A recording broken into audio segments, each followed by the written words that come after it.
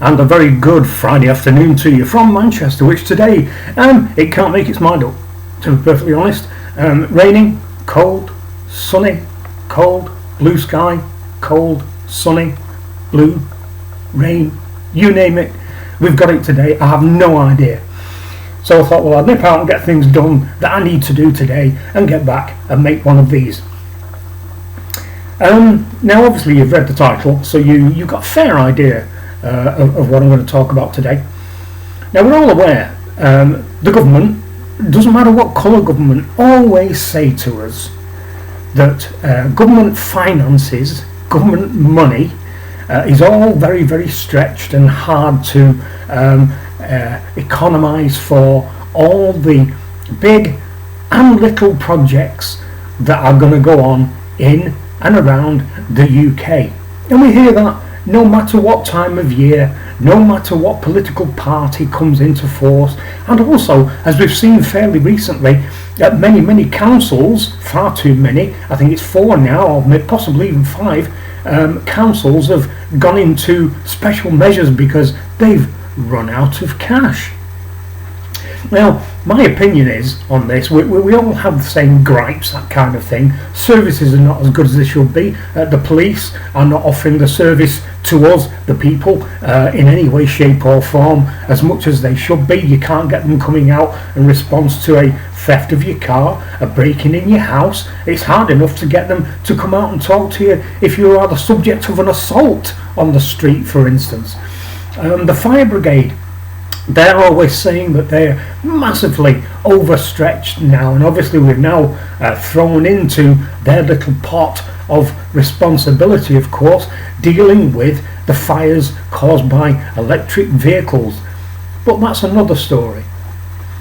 So what I want to talk about today is why it is, I think, that we're not getting the services I think we should pay for. For instance, road tax here in Britain. Now, for anybody watching outside the UK, road tax is something we pay on a yearly basis to allow us to have our cars on the road, His Majesty's highways.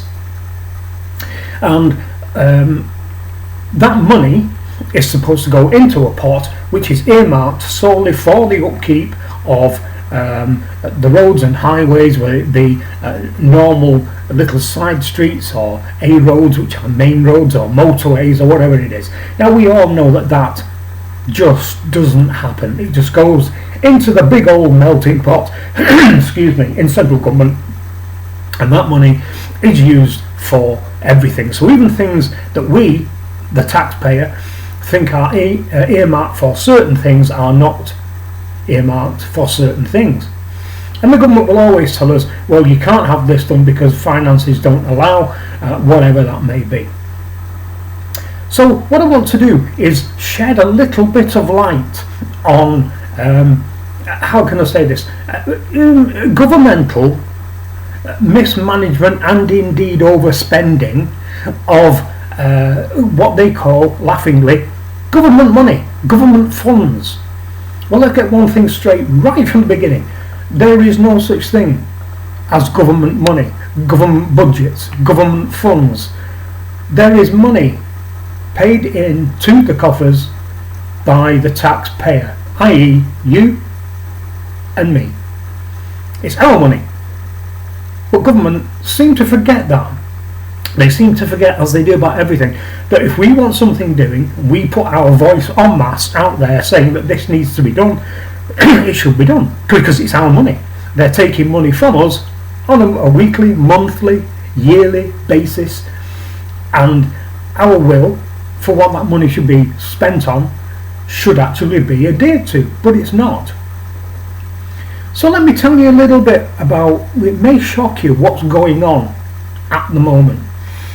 Now there's a number of things going on that we're all aware of that we conveniently overlook every year, because on a day-to-day basis there's very little we can do to actually have any influence on this. And I know it might appear we have very little influence on anything, but I believe that if most of us get together and make our voices really heard, I mean really heard, we could change things. But let me talk about money. you'll all be aware that there's a little conflict going on at the moment in Ukraine against Russia.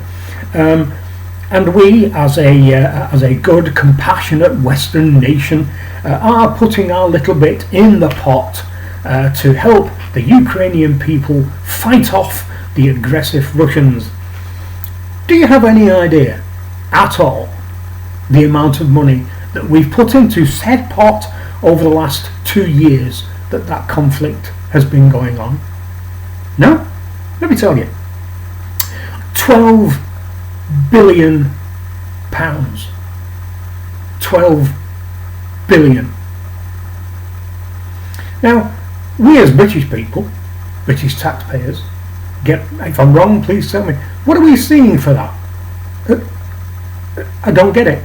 I don't get that. It's, in my opinion, a conflict we shouldn't be involved in any way, shape or form. And yet we're pushing out there £12 billion worth of direct funding, equipment and training for European forces. So that's 12 billion accounted for. So you must think, gosh, Stuart, well, surely that's a lot of money, and that must be it. Surely, everything else must be accounted for within budgetary concerns for the United Kingdom. No, let me carry on. Rwanda. Yeah, you know the scheme, don't you? A scheme which the government is trying to get through to deal with all the people who are coming illegally, to try to shift them from the UK to Rwanda, which is constantly overruled by the ECHR and the House of Lords. So not a single person as yet have been put on a plane and left the UK. So considering that nothing has actually happened on that yet, you would imagine that actually it's not cost us anything right now, which is a good thing. How wrong was I? I looked into this, and the figures astronomical. Not one person has left British soil, never mind landed in Rwanda. Up to now, up to yesterday when I looked at these figures, 370 million pounds. 370 million on ridding people, or ridding the UK of people who have no right to be here, when an agreement has been made between the UK and Rwanda, and people who we don't vote for, i.e. officials at the ECHR and in the House of Lords, are putting a block on this. So it's 370 million. So what are you thinking? Well, that must be it, Stuart. Surely 12 billion for Ukraine and 370 million for Rwanda. Surely that must be it. Everything else must be pumped into, social care benefits, the National Health Service, so on and so forth. The illegals that are supposed to be going to Rwanda, that's costing the country £15 million per day. £15 million per day to house, feed,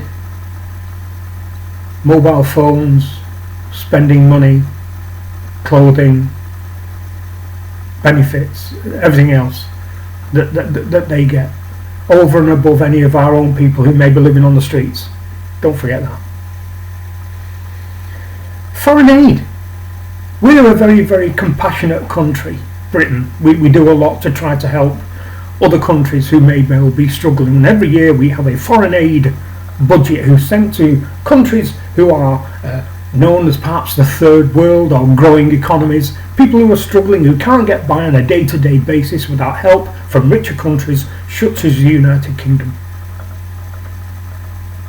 Our foreign aid budget for financial year 2024-25, £8.3 billion.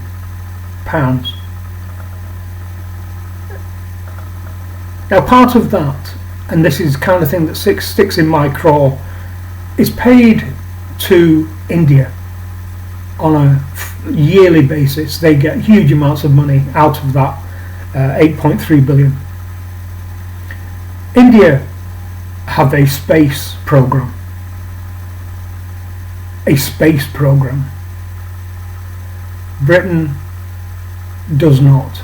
India prefer to spend multiple millions of rupees on space exploration rather than pouring said amount of rupees into their poor people. They're people who live on the streets. They're poor people who live in shanty towns all over India. But don't worry, Britain will keep sending you money for a space program, potentially, which we don't have. Don't worry about that. And finally, regarding the illegals, once again, as you know, every day, every week, hundreds stroke thousands of them come across the channel from our neighbour who we've never really got along with, France. We have made agreements with France that for their help to stop them getting in the small boats on their shores and appearing on our shores. Now, we've also made an agreement whereby we'll give them money to fund their border force to stop them getting in the boats. So what we'll do, let me tell you what we've given the French up to now, shall I? We've given the French £55 million. 55 million. And from what I can see, they're doing nothing to justify that kind of money, and I find that absolutely stunning. I think the key thing here is to stop. Just stop. If the French are not doing what we've contracted them to do, just stop giving them the money. It's as simple as that. I find it absolutely incredible that we, a country and the people in this country who are consistently told that finances are stretched and there's only so much we can do, are paying out the figures that I've just told you, and I'll go through them again.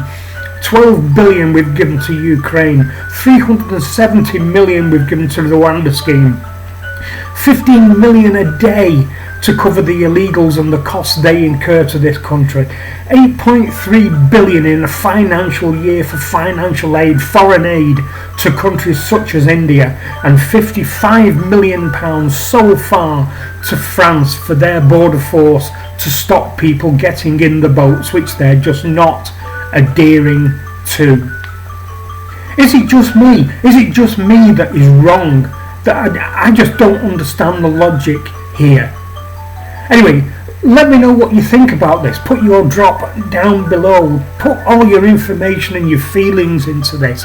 What we can do as a country to make ourselves heard and say, all this money should be coming to people like us. People who actually put the money in the system and promised all these things and that are never delivered. Why should it be that the taxpayer of this country fund all these things?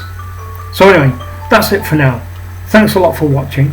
Subscribe if you're here for your first time. Please check if you're being unsubscribed by YouTube. There's a lot of that going on at the moment. Give it a thumbs up. Make sure this is spread around, certainly so that people here in Britain know exactly the kind of money that our government is actually wasting, in my opinion. So that's it for now. Thanks a lot for watching, and I'll be back again soon with another one. Bye bye.